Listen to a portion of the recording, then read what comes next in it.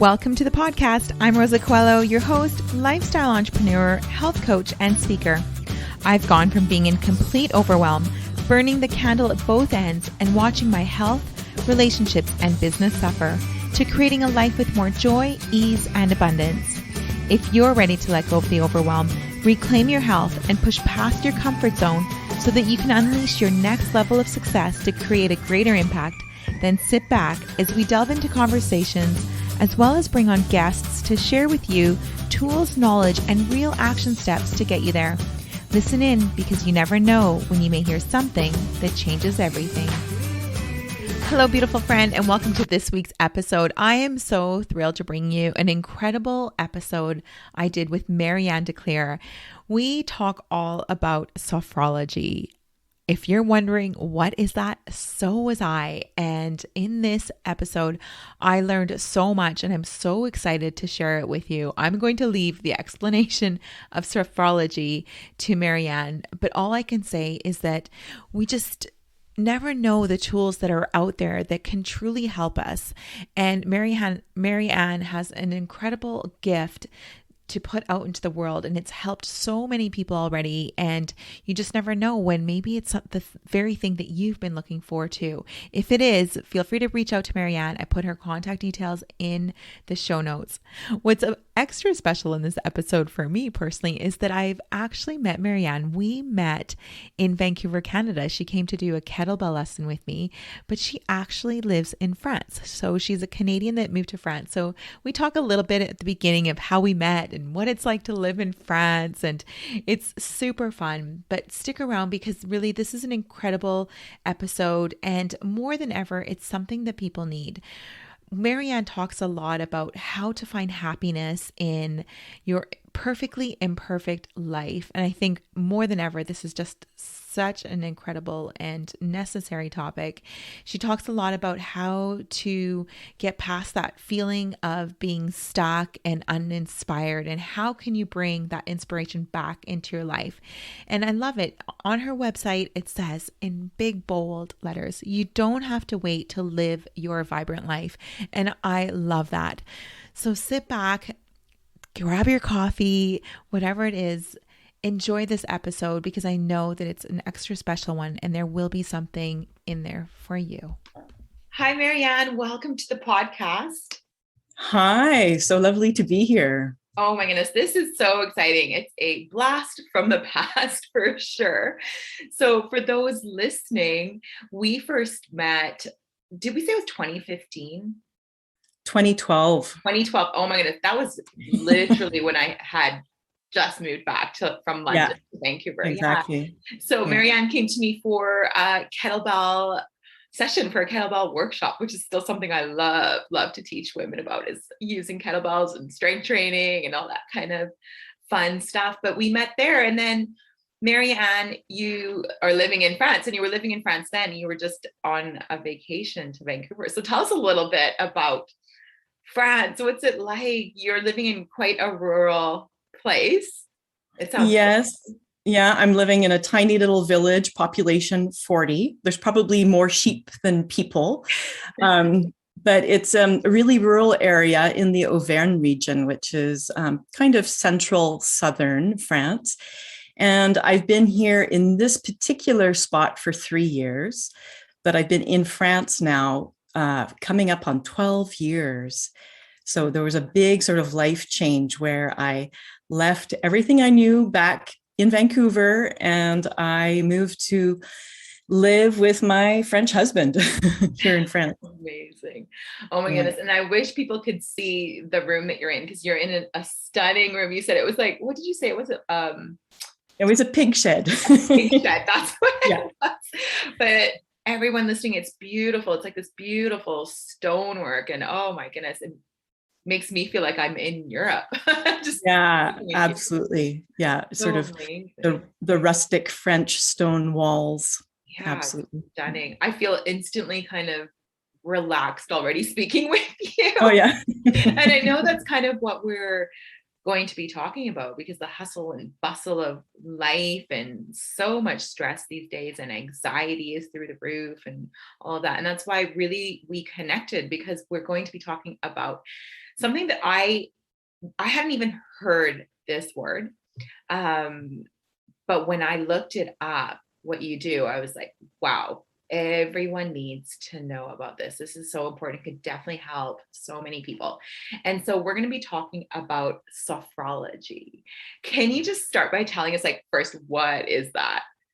Yeah. So sophrology is a bit of a strange word. It means the study or the science of harmonious consciousness. Mhm. And what it is a mind-body technique, because we are holistic beings and we can't just cut our mind off from our bodies. And so it works on both at the same time. They're both interdependent.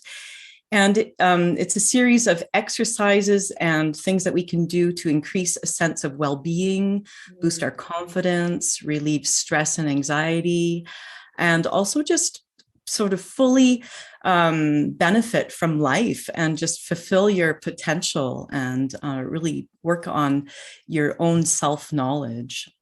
I love So that. it was, yeah. No, you continue. Go ahead. Yeah, so it was developed in 1960 by a neuropsychiatrist. And he was looking at Western science and then also at Eastern techniques. Like he had traveled through India and Tibet and Japan. And so he was really interested in these sort of mindfulness and meditation techniques and also yoga. And he brought them back to not to France, to Spain, but he was doing salons and conferences in France, in Switzerland, Spain, and Belgium, which is why it's just generally well known here and not really out in the English-speaking world. Right. And so he developed this method that uses gentle movement, so similar to yoga. It uses controlled breathing and just attention to breath and body awareness in general, and then guided relaxations and visualizations. So those all work together with specific intentions to help people sort of attain their objectives, their goals. Right. I love that, because, there are different tools out there, and meditation kind of has really become something accessible to people over the last few years. But what I love about this is just, it's when people don't know about something, they don't realize that there's something else that can help them. So maybe someone hasn't found the thing, so often I'd be like, people would say, oh, go do some yoga or go do, but maybe it doesn't, for me, just for whatever reason, isn't resonating or isn't something I can apply or stick to or that kind of thing. So I just love that there's like this whole other world out there of a different method, as you said, that can really help people. And so when we're open to listening and learning, like maybe this is the thing that someone listening, this is really going to be their thing that they just really click with. And they're like, okay, this can make such a positive impact on my life. So I absolutely love that. Right. And there are people who don't like meditation for whatever reason. They don't like sitting still, or, they find it difficult to do nothing. And this is another way to get those same kind of benefits, but with using movement and controlled breathing and specific intentions and visualizations. It can you can have the same benefits, but you're busy occupying your body and your breath and as you do the work. Yeah, I love that you said that, because actually the whole sit down, meditate thing has never, for me, really worked. And I remember I used to just like painfully force myself to do it, waiting for this magical day where it was going to click and it's going to be like, I'm going to get it. I'm going to get why other people love it. And then I just kind of accepted that my meditation is walking in the backyard with no shoes on, and this year I've started gardening, and it was like, or being in the forest and hugging my trees, like all those things make me feel so good. And I was like, this is my meditation, and that acceptance was so satisfying. But as you're speaking, it makes me think of, like, as a former school teacher, the first thing we learn is how different everyone learns. We have like people Mm-hmm. that are very kinesthetic. They need to Yeah. do and feel and move through a process to learn it. Right. Others are very auditory and others are very visual. And so I love that this is, if you're listening, you're like, oh my gosh, meditation never worked, or just yoga never worked, or whatever it is, Yeah. like, this is amazing. Yeah, this is another way. I mean, there are many different paths going to the same sort of end direction, like that can bring that sense of peace, of inner peace, Yeah. but also boosting vitality and energy and enthusiasm for life. Yes, I love Um, yeah.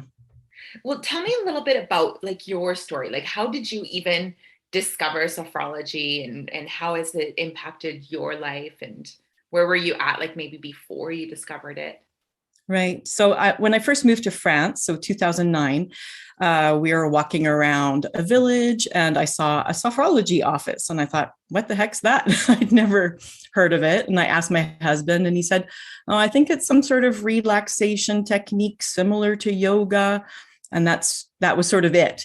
And didn't think much more of it. And then a few years later, I was in my last job and there were a lot of changes happening at work.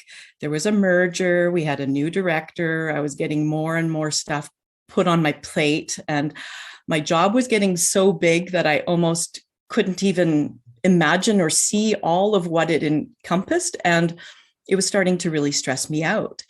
And then one day at a staff meeting, I started having my first ever panic attack in my life. Mhm. And I couldn't breathe, and it was humiliating because I was, everybody was there.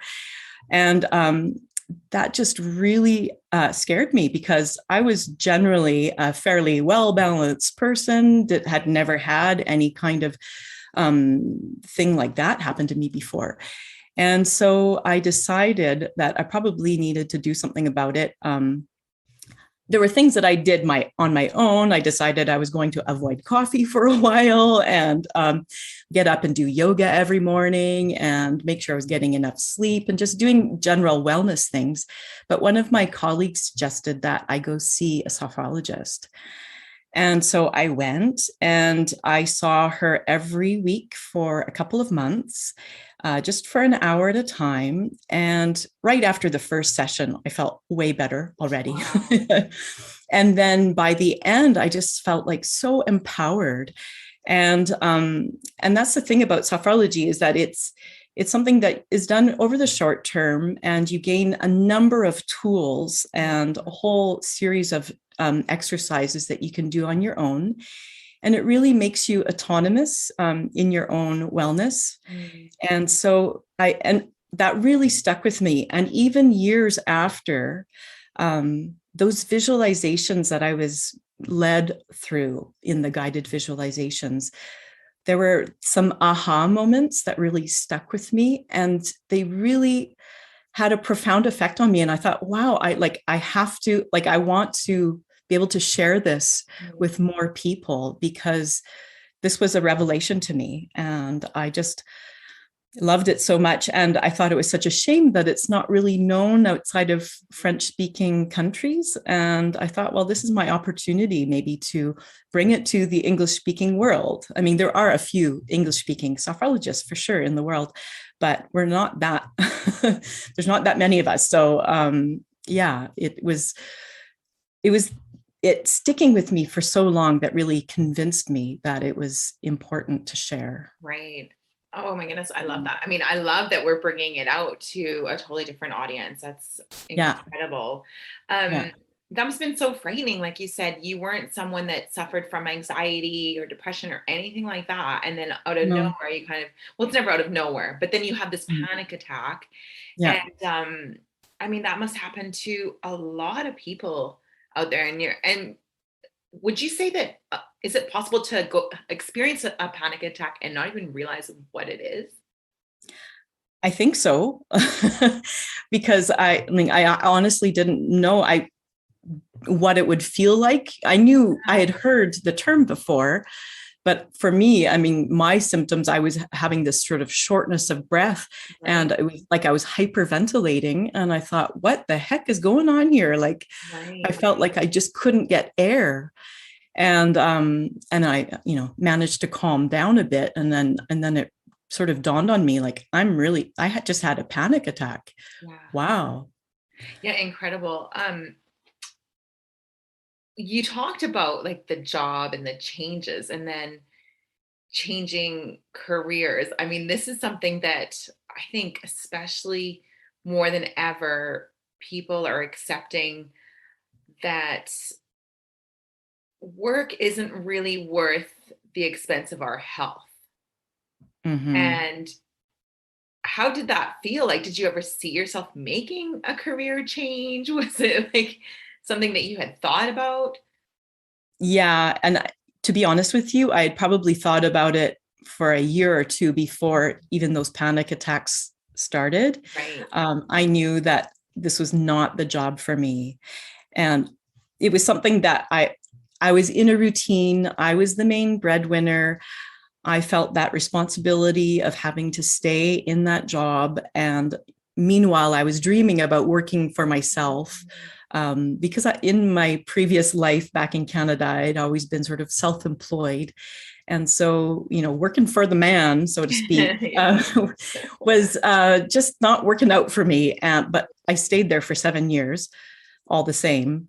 Yeah. And I was wanting to get out. But I remember looking out of the window from my office and just thinking, how will I ever get out of here? Like, I honestly felt like I was in this almost like a prison, like I was really stuck there and I just couldn't see a way out.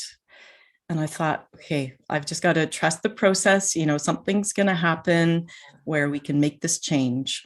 And it did. Oh my gosh, that visualization is so powerful because I can picture you doing that. And actually, I had a moment like that too when I was full-time teaching in London. And I remember walking down the hallway, seeing a teacher, just the back of her, walking away from me. And she wasn't happy in her job. She was putting in minimal effort, getting by, pretty miserable, and had been in it long enough to be a little bit jaded, but still far from retirement. And I remember looking at her with no judgment and thinking, that might end up being me. Like, here I am, lots of energy, loving what I'm doing. However, I was already having those moments of kind of feeling like you said, looking out the window and wondering how to escape. Like, I could feel these walls and this cage being created around me. And for me, it had nothing to do with the job per se. It had to do more with the structure, the everyday wake up at 9, a bell tells you at 10:30 to have your break, another bell tells you to have your lunch, another bell tells you, it was that more than anything else. Not being in control of when I wanted to take time off. Everyone says, oh, teachers have the best holidays. Yeah, I guess they're pretty good, but you're really constrained to those days and there's no flexibility. And right. That was my moment. And what really caught my attention when I was looking at your website, which we'll put in the show notes for everyone to access. There's the Sophrology really helps you with, like you said, the anxiety and panic attacks and that side of things. But what really intrigued me was this idea of it helping you to become unstuck and how to go from uninspired to inspired. And I thought, wow, because not everyone is experiencing panic attacks or anxiety. And maybe life, it's this example of like, life should be good. I have this, this, and this, but why am I not happy?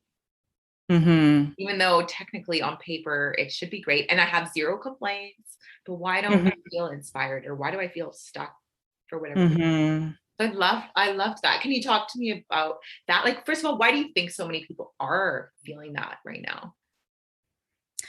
Well, I think that when you're feeling stuck and inspired, it's a sort of symptom that you're not flourishing in life. And you might be in more of a just getting by survival mode. And that can come with routine as you get settled into a career, settled into family life, and all the responsibilities that come with it.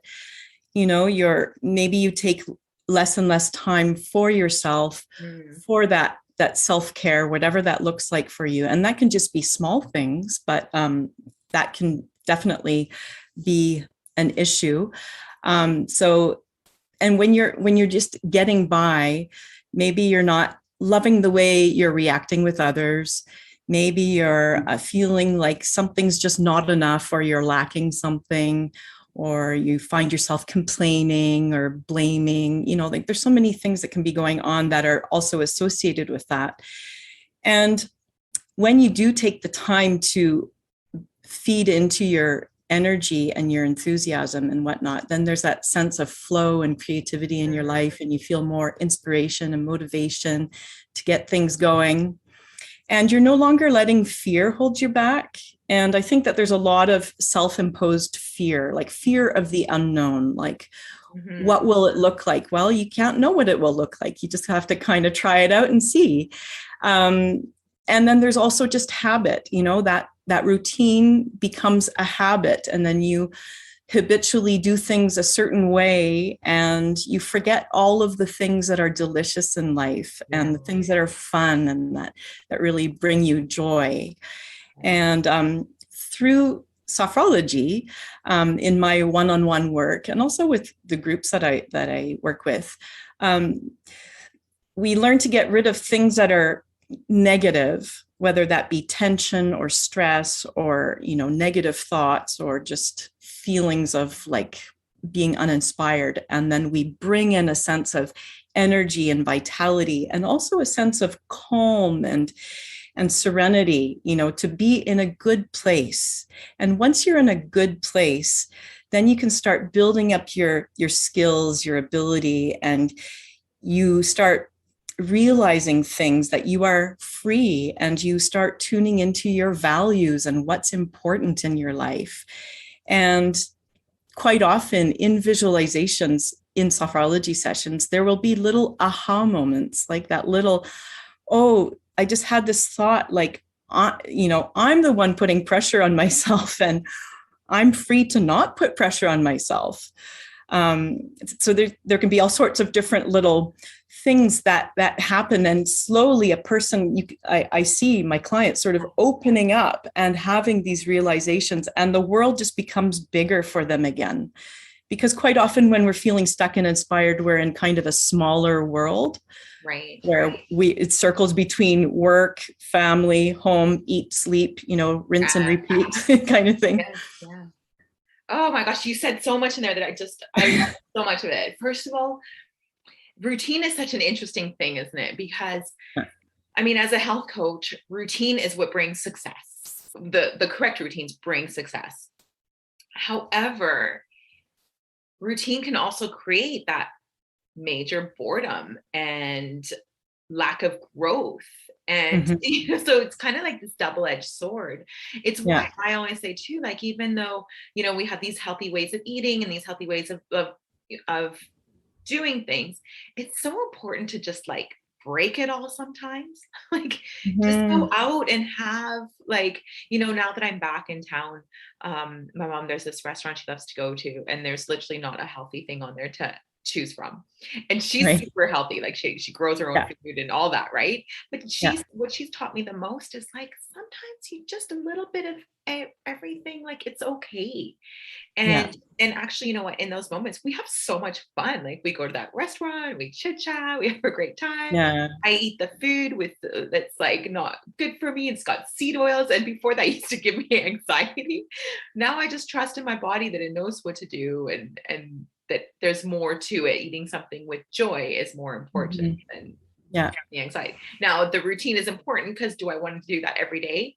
No, right? Like again, so I love that you talked about that, about the routines. Also, what you described so perfectly at the beginning of that was this idea of we're complaining and we're doing all these like things, and so often we need someone to kind of hold that mirror up so we can see it, because we don't even know we're doing it. And that's powerful. That becomes a habit. And good friends, it's hard to find people that can be really honest with you, because again, their fear of you getting upset or whatever. But for someone to say, do you notice you're kind of complaining a lot? Like sometimes you just need to snap out of these things. Yeah. Realize it. Well, that's one other thing, like just to bounce off of that. Yeah. In sophrology, there's a way of listening also, as I'm listening to a person speak, because before, at the beginning of every session, I ask people how things are going and, what's going on. And as they say what's going on, I repeat it back to them. So if I understand correctly, you're doing this and this is happening. And it's just a way for them to hear what they've just said. And it's really powerful. Even just hearing somebody say it back to you can be sort of eye-opening. Yeah. Do you might not realize. Oh my goodness, I can't believe I said that.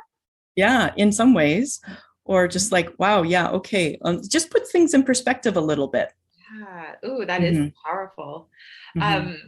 You have something on your website that I just loved. It says, you can find happiness in your perfectly imperfect life right where you are. That's so beautiful. Why do you have that? It's pretty prominent on there. Well, it's part of sophrology is accepting what is and without judgment.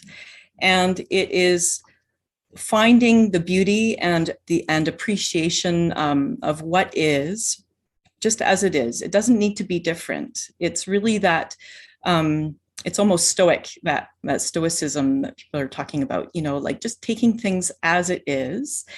And sure, you can make changes, but right now, right here, this is how it is.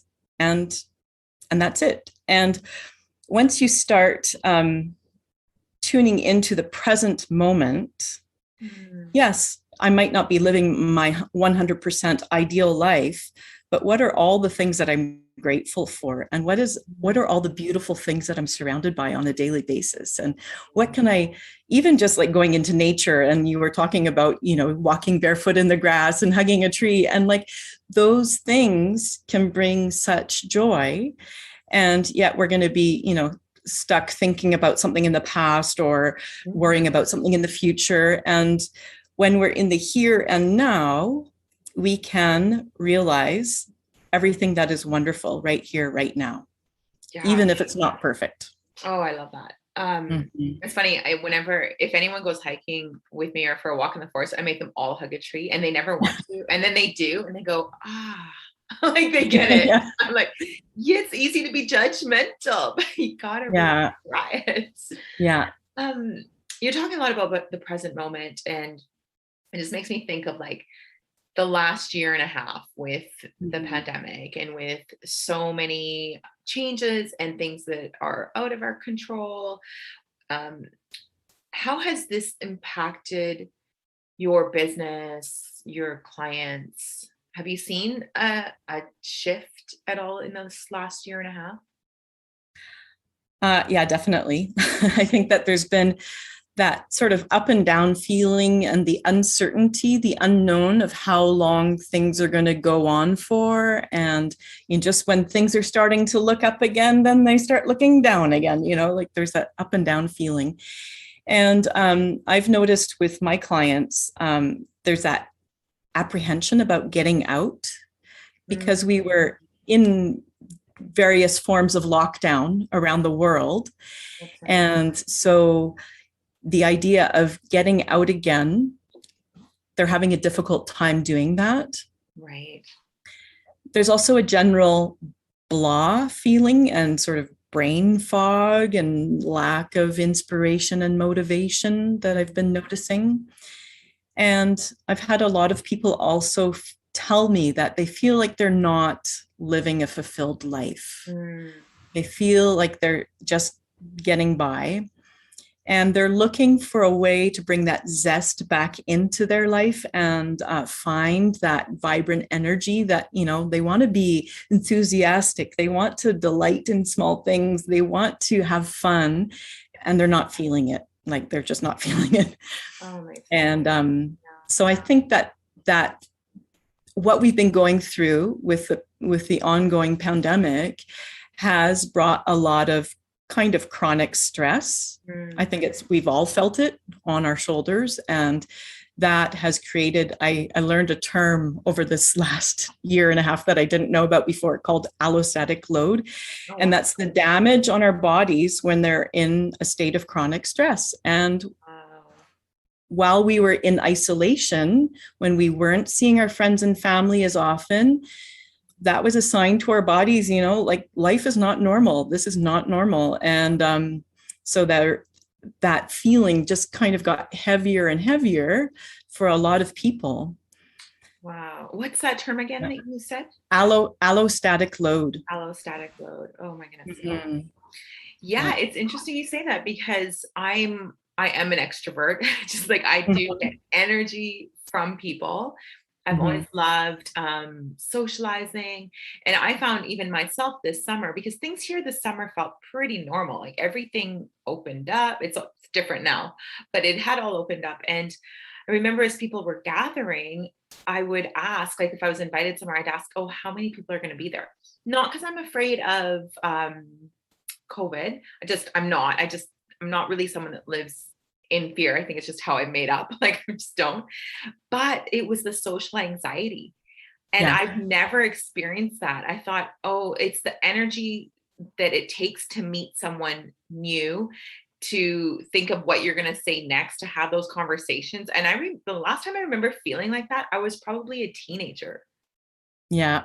It's bizarre. Yeah. So I would go out if it was all people that I knew, and I knew what to say to them, or I could, you could have those awkward silences and it's fine. Like that I was okay with, but anything new was like, so I remember thinking, oh my gosh, maybe I thought I hadn't been impacted, but I think we all have in some way. Yeah, varying levels, but definitely there's that just general worldwide. And we've all had it, that's the amazing thing actually is, with it being worldwide, is no matter what country you're living in, right, you experienced it at some point. And so it's something that we can all sort of sympathize with. That's right. Oh my goodness. Yeah. So you spoke about working with one-to-one and working with groups. What does this process, what does the process look like working with you? Like, I understand a little bit now about what Sophrology is and what it does, but what actually do you do? Like maybe describe from like the time someone reaches out and what that looks like.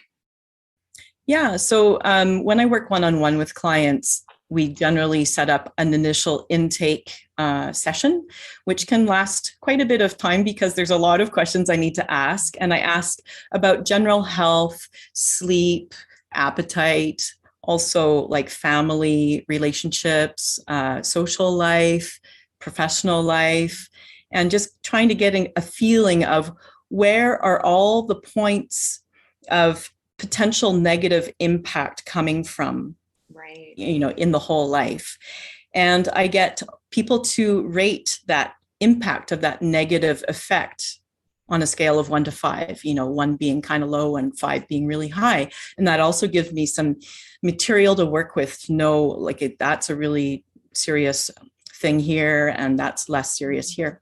And then after I ask a lot of questions, I get the client to come up with an objective, and we sort of wordsmith it together so that it's very, smart, specific and measurable and attainable, and all the things that it needs to be, so that it can be very clear in the person's mind what their objective is. And it's something that sort of englobes everything that they've just spoken about. And, they're talking about health, they're talking about relationships and work, but there's probably one overarching theme that they can come up with. And then we do sort of a sample session. And a sample session, so every Sophrology session has 4 standing or seated exercises that are usually repeated a number of times. And those exercises combine gentle movement, controlled breathing with specific intentions. And once we are done with those exercises, we go straight into a guided relaxation. Sometimes there's muscle contractions to release tension, and sometimes there are visualizations as well. And so the sample session is just a general relaxation session. And then once we're done with that first intake session, I go away and I come up with a protocol based on the number of months the person would like to work. Generally speaking, Sophrology is a short-term thing, like maybe 8 or 9 sessions, and that's pretty much it. And so I come up with an individual protocol that helps to address each of the things that they talked about, and I can help bring them towards their objective. And then each follow-up session always follows the same pattern, a time where the person can talk about how things are going. Then we do 4 standing or seated exercises. Then we do a guided visualization. And then I ask the person to talk about what they observed during the session. What things did they feel? If there were any images that came up, or if there were any aha moments that came up. And so, and that's really important for them to actually speak it out loud and to hear themselves realize that they were able to observe stuff throughout the session. Wow. I mean, this is remarkable. I've got goosebumps just listening to you. There's really not a lot out there where you get to talk about everything. Mm-hmm. I mean, people come to me as a health coach. So we talk about, yes, all the lifestyle factors and all that kind of stuff. And sometimes people do talk to me about personal things because they just do. They trust you, and it just happens naturally. It's not something that I would ever market that I do. I mean, I've had clients change careers because of discussions, right? But to actually know that there's something exists that's going to look at your life as a whole picture, all those different elements that you talked about. I love that. I haven't heard of anything else, anyways, in my knowledge, that does that. So I'm sure there's other forms, because we only know what we know, but that's super impactful. And I think if I'm having that reaction, then someone listening is likely having the same. The first thing I think is amazing is just to be heard. I think that's a huge one for sure. And so the first session usually lasts 2 to 2.5 hours. Amazing. Because there's so many questions and back and forth and whatnot. And then each follow-up session usually lasts about 1 hour and 15 minutes. And so there really is enough time to talk and to express yourself, and then go through the session, go through all the exercises, the visualization, and then come up with what your feelings were throughout the session. Yeah. And your tools, what I love is they really, like talking about all those different ways of learning, you really incorporate all of them. The kinesthetic, like the feeling, the visualization, the auditory side of it. It's beautiful. I can see how it can help so many people, because you're literally coming at it from all of those angles.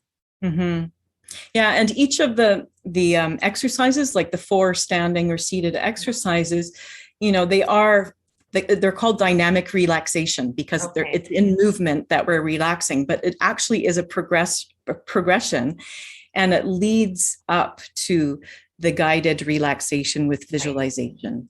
And so the person might not be ready for a visualization when they first come, but by the time we get to the end of those exercises, they're ready. Love that.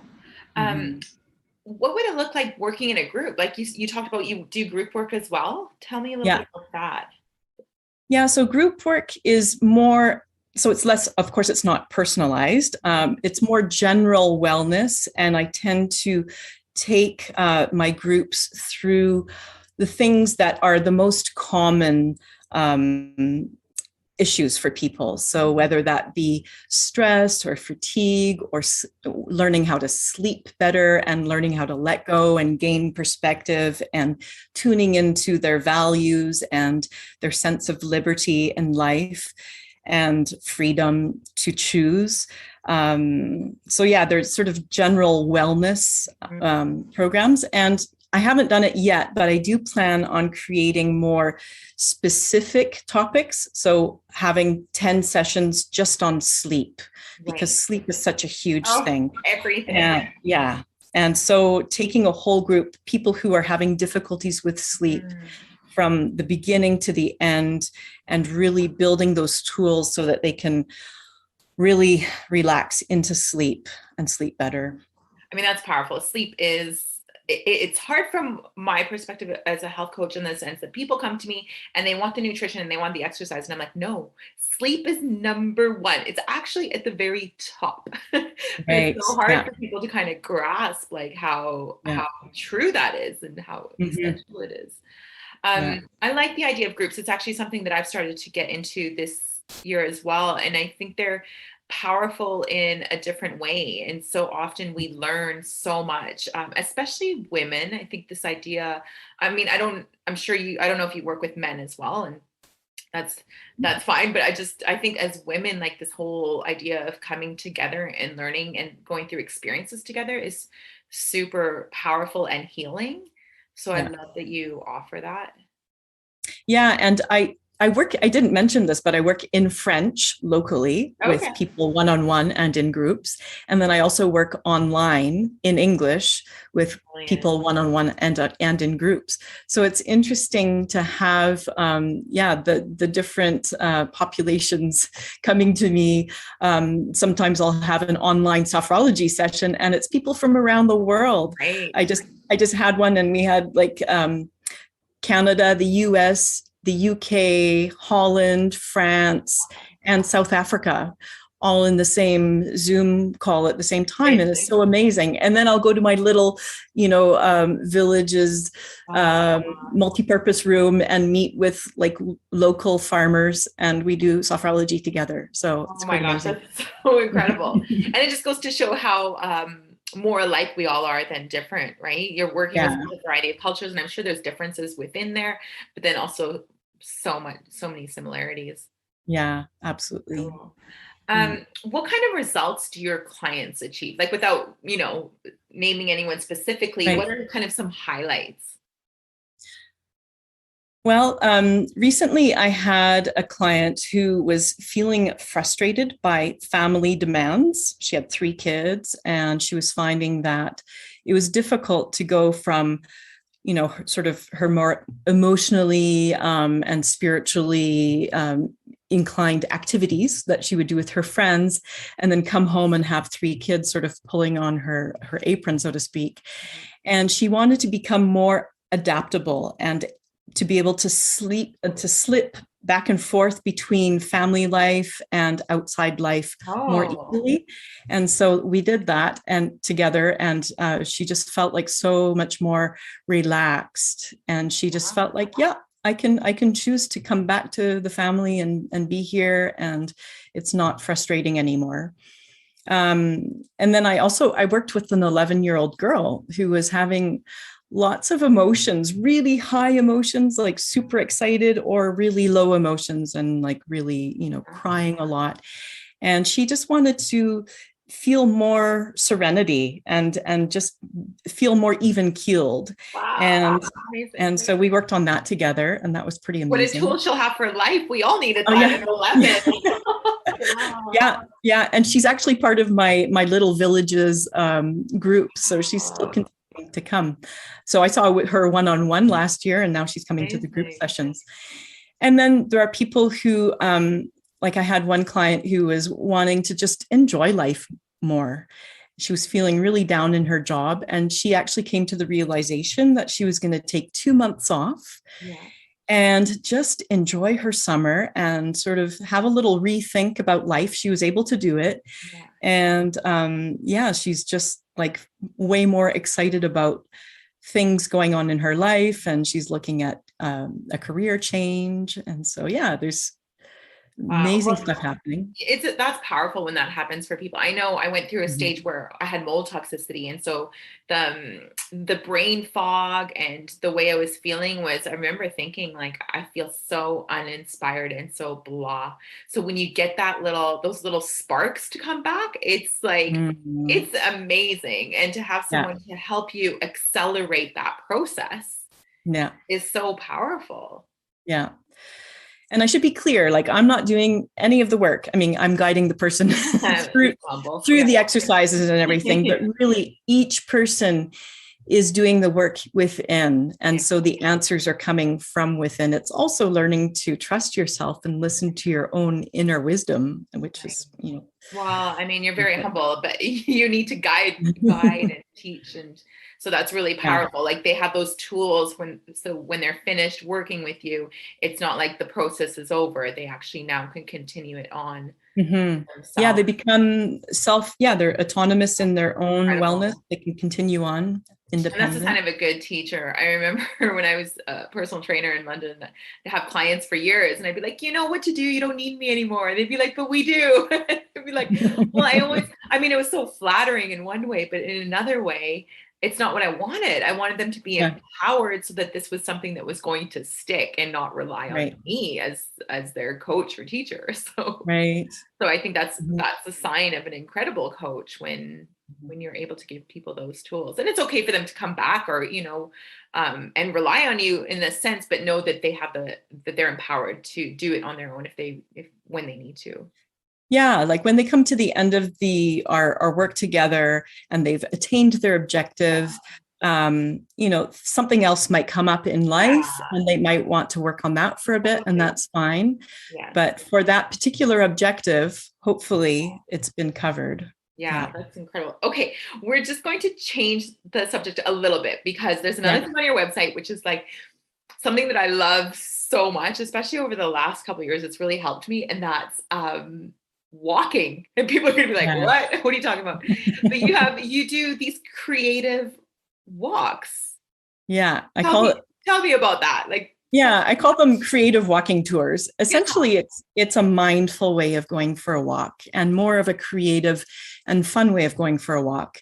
So instead of counting steps or kilometers or number of minutes that you've gone out, it's tuning into your environment. And it's what you were talking about before, walking, barefoot on grass or hugging a tree. It's really tuning into all of your senses, everything that you can see, everything that you can hear, smell, touch, maybe taste even. And also looking for beauty. And there's a little exercise that I have in my creative walking tour that I call unseen beauty. And it's finding beauty in the ordinary or even the ugly. And something that is inherently not necessarily beautiful, but finding the beauty in it. And it builds that appreciation of everything that's surrounding you, and it makes you feel connected to yourself and with the world around you. And so when you get present, you're automatically starting to reduce anxiety. And so when you are paying attention to your surroundings, you're getting into that present moment. And so you're naturally calming yourself. And it just helps you to sort of better cope with things going on in life. And so creative walking tours, it's something that I started as something that I wanted. France, and it's even better. So it's something that I came up with, that I wanted people to just get out and have fun and sort of get out of their heads, because I found people were really kind of stuck in their heads, and just to get out and have fun. And something that I gave away on my website with a PDF and an audio file. And then I had the idea when the pandemic first hit last year to start up a creative walking tour challenge. And so for 5 days, people from around the world were going out for creative walking tours with a different intention on each day. Yeah. And we were in a private Facebook group just sharing photos and our experience together. Wow. And I've now held 4 of those creative walking tour challenges. And the incentive also is I give away prizes. I send little special gifts from France, and I also hand make postcards and send them to everybody who participates. Wow. The last couple have had over 50 participants. So there's been a lot of postcard making, but I wanted to have that special human touch, we were all in isolation, and I wanted to send something to people. Oh my God, that's so beautiful. I want to be in your next one for sure. If you do it again. I'll send you the invite. Okay.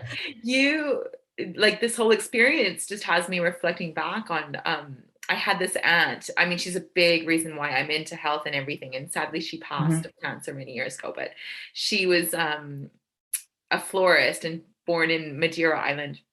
And I remember she ended up living in Salt Spring Island, which is just off of the coast of British Columbia. I know you know where it is, but for our listeners.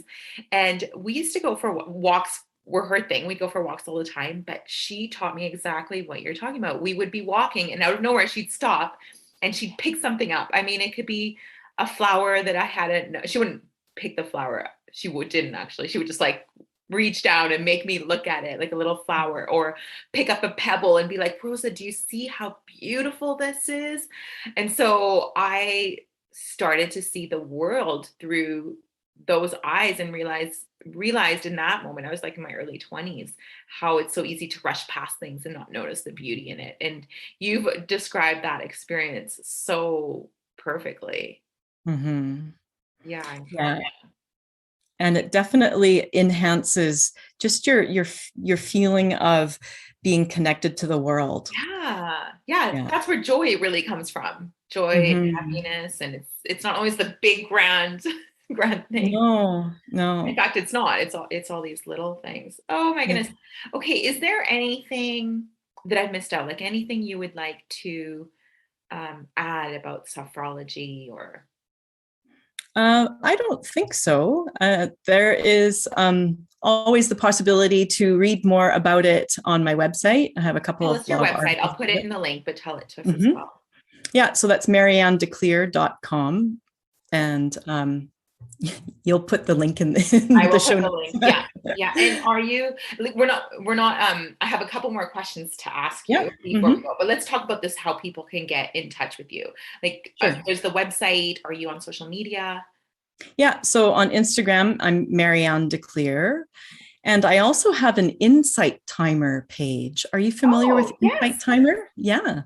I have a few guided relaxations up there. So that's insighttimer.com/Marianne De Kleer. Cool. So I'd love to have you listen. And I didn't know you could create your own pages on there. That's beautiful. Yes, you can. Yeah, it's wonderful. Yeah. Okay, we'll definitely put that in the show notes as well, so people can just do, a quick click and get to it. Okay, so there's a couple questions that I ask all of my guests. The first question is, can you think of a moment when something you heard or read changed things for you? That's wow. There's so many things, how to choose. I mean, I think if you're looking out the window, that's a moment, but. For me, quite honestly, one of the things that I read that had a huge impact on me back at a time when my life was in flux and I was about to move to France was The Power of Now by Eckhart Tolle. And I was, it was just came to me at the right time in my life. And it just really spoke to me at that time. And I've reread it since, and I've made all sorts of notes about it, but it's something that I really love, and it really sort of resonates with me.